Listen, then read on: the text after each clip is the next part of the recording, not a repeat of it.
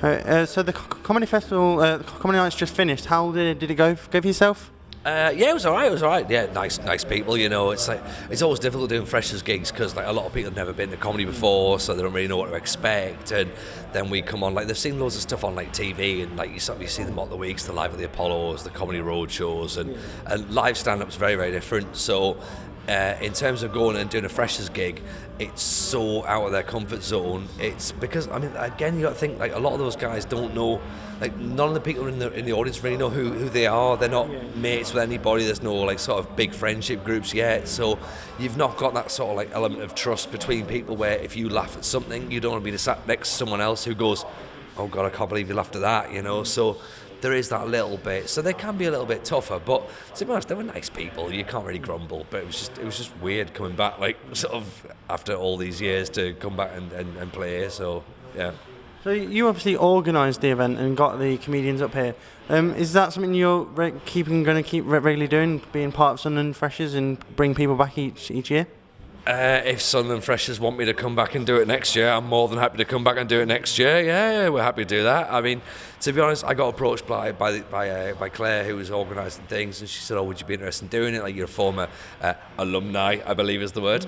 And I was like, "Yeah, that's cool. Yeah, let's do that." So I rang a few mates of mine, and it was great because like every act on the bill is genuinely like a really good friend of mine. So I was like, "Look, come on, play where I used to study." So it was great that we could get everyone sorted out with free time, and then B, to get them all up here and said, "Look, you know, let's come have a nice time." So yeah, hopefully like we'll build this on, and that can be my little thing for the next few years. That'll be lovely. Yeah. And for yourself, though, you did mention downstairs on stage that you had just been to Edinburgh. How was that for yourself?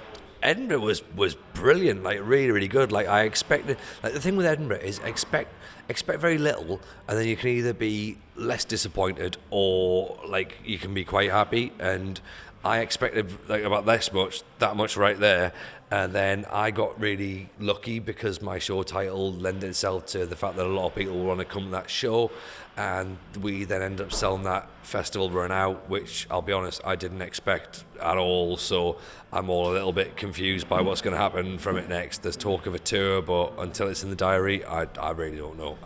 But the whole Edinburgh experience was brilliant. I'm now panicking because I've got to start writing next year's show, and I've got no idea what to talk about. So any suggestions at all would be great. Please, just anything. Like I'm not observing things though, but just like ideas, please, because I'm at a loose end really. So you said you plan next year. And you're wanting to get a tour perhaps on dates. Are you looking at perhaps doing the comedy roadshows and like the live at the Apollo? Have you got anyone lined up? Have you got any contacts? Have you got any contacts for that, or? I know the guy who books it, but I don't think I'll be on it. I think the closest I'll get to Comedy Roadshow and Live at the Apollo is Sky Plusing it. I think that's the only way I can look at it.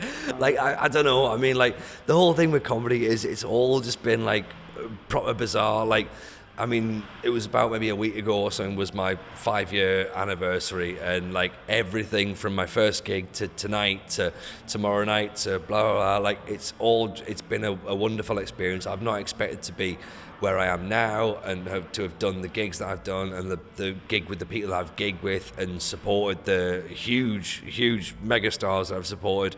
Like I've never expected any of all that to happen, so I genuinely don't know. Who knows what's going to happen tomorrow. Like I'm just going to keep my eyes open, my diary open, and just see what happens. So I'm not saying no, but if Tony Jameson's Comedy Roadshow wants to take off at any point, I'm more than happy to take Michael McIntyre's place. So, you know, we'll see. Okay, and that's brilliant. Thanks so much for talking to us, and we'll look out for you on the live at the Apollo then.